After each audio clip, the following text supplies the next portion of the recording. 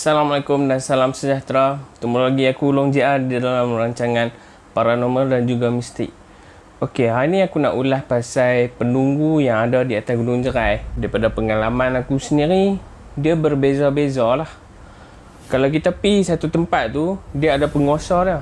Penguasa dia ni pun dia berlainan tempat. Satu daerah ataupun satu wilayah yang mereka kuasai tu, dia akan ada dia punya penguasa dia. Tapi tampuk pemerintahan Jerai ni di alam gaib ni, aku tahu hanya ada satu pemerintah.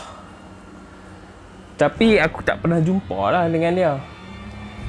Pengalaman aku, macam mana aku tahu satu penunggu ni di tempat ni adalah dalam proses mediumisasi. Ataupun benda ni orang panggil alam gaib ni, kita panggil apa? Masuk ke dalam tubuh badan manusia. Mereka ni bangsa jin. Jin ni dia ada dua pula. Satu dia ada jin Islam, satu lagi jin kafir. Yang kata nama jin ni pun, mereka banyak tipu daya. Hak tu kita kena pandai lah kalau kita nak berdiskusi ataupun berdialog dengan mereka. Pengalaman aku lah, macam mana aku tahu satu tempat tu, contoh di Batu Kapai. Batu Kapai, macam mana kawasan situ, penguasa situ, kami melakukan satu proses berdialog dengan memanggil mereka masuk ke dalam tubuh. Tengah tu mereka kata kawasan sini, okey, nama yang ni. Contoh kita ambil yang famous di Gunung Jerai, Tok Serban Hijau, Tok Serban Kuning, Syekh Ibrahim, satu lagi Puteri Bongsu. Nama-nama ni sinonim lah dengan Gunung Jerai. Macam mana yang aku tahu, proses ni adalah melakukan berdialog lah. Tapi kita jangan ambil bulat-bulat benda ni. Bagi contoh kat hampa, kami berdialog dengan satu orang tua ni yang ada dia jaga di Batu Kapai. Dia orang lama di situ. Dia kata, aku ni dah lama duduk di Jerai dan aku duduk di kawasan Batu Kapai tu. Tapi dia ni orang gaib lah. Kalau hampa nak ambil satu kepercayaan terus pun tak boleh. Tapi boleh kita ambil benda ni sebagai ilmu ataupun sebagai info bagaimana nak tahu penunggu-penunggu yang ada di Gunung Jerai. Lepas tu aku pergi lagi di satu tempat. Dia takkan sama dah dengan yang orang tua tadi. Dia akan bertukar karakter pula. Panggil proses dia sama je. Panggil, bawa masuk ke dalam tubuh badan volunteer. Kami akan cuba korek rahsia yang ada di kawasan situ. Tampuk pemerintahan depa ni, pengalaman aku sendirilah. Kalau aku silap, aku mohon maaf.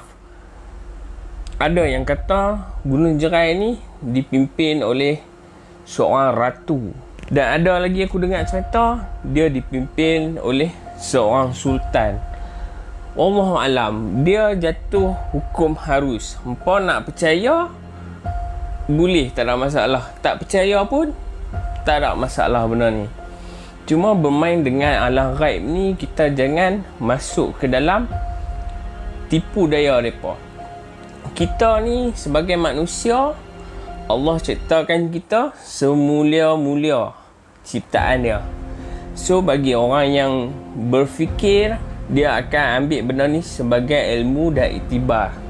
Benda ni kita bukan nak tunjuk kuat ataupun kita nak tunjuk kita ni hebat. Cuma kita nak masuk ke alam mereka melalui berdialog ni lah. Dan kita boleh tahulah info itu. Berapa lama dia tunggu, apa yang ada di kawasan tu.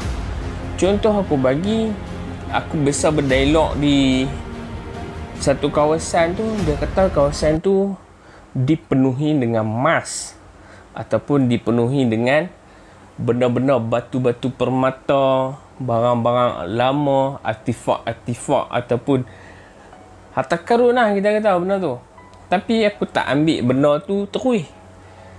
Sebab mereka tahu kita bangsa manusia ni adalah suka dengan benda-benda macam tu. Dan satu lagi, kita manusia ni ada sifat tamak.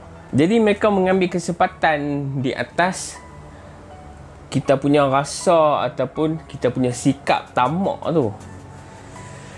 Aku biasa berdialog dengan mereka tak lama, tapi aku rasa seronok, rancak bersembang dengan mereka macam mana kawasan situ dan macam mana penguasa, macam mana alam hampa.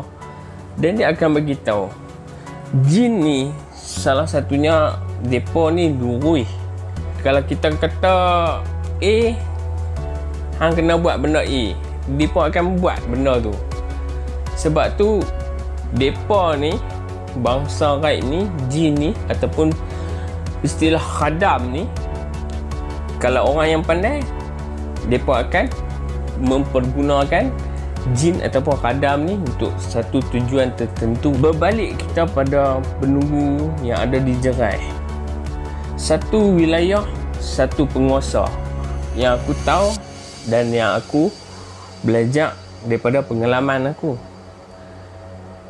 Aku pergi lagi ke satu tempat yang dipimpin oleh bangsa puteri pula.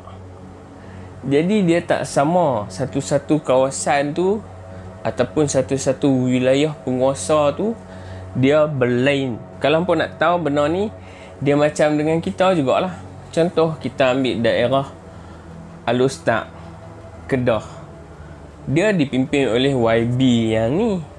Lepas tu kalau hampa turun main belah Kok Diang, kita kata belah Kok Diang pun dia ada YB dia. Turun lagi belah Terbengau, Terbengau pun ada YB dia. Macam tu lah juga alam mereka. Kita bersistem, mereka pun bersistem benda ni.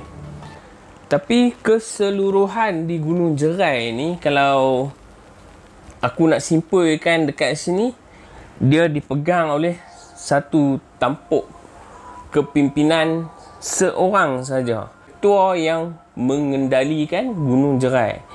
Hampa ingat Malaysia saja yang ada sistem kepimpinan tampuk tu. Mereka pun ada. Dan di kerajaan Jerai ni, dia luas. Dia takkan ada sama.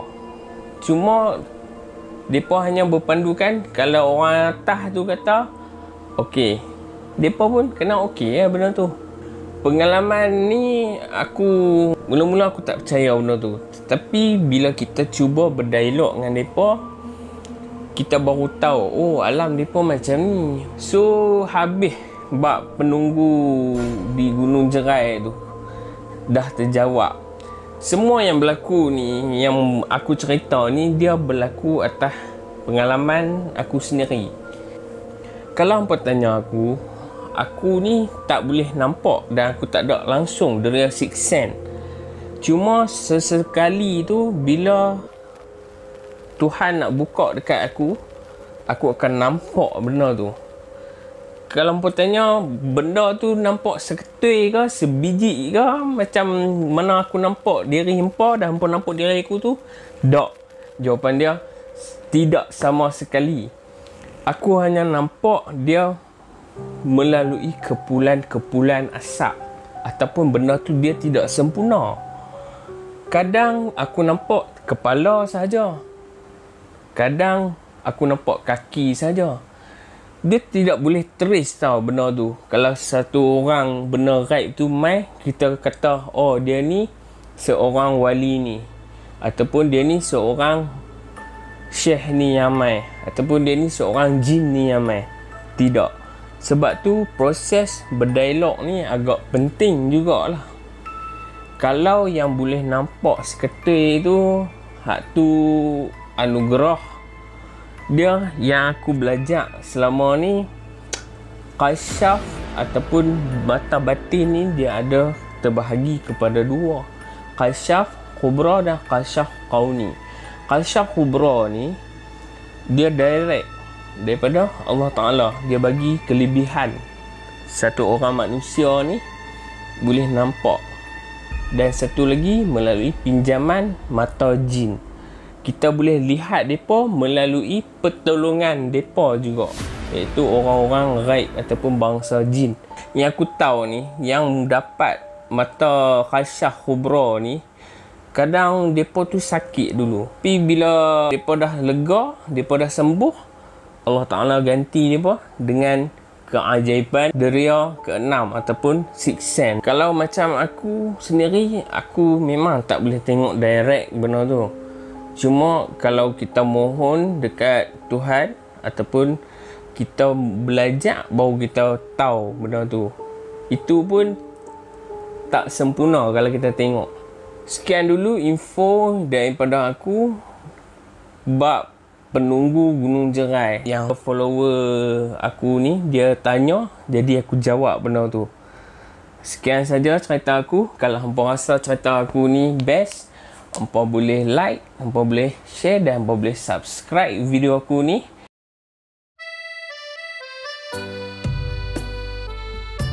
Segmen trivia kali ni aku memetik daripada kalam Al-Quran, daripada surah Al-Zariyat ayat 56. Ayatnya berbunyi, dan tidaklah aku ciptakan jin dan manusia melainkan supaya untuk beribadat kepada aku. Terima kasih sebab selalu menyokong aku. Sekali lagi aku Long DR. Jumpa lagi di episod yang seterusnya. Assalamualaikum dan salam sejahtera.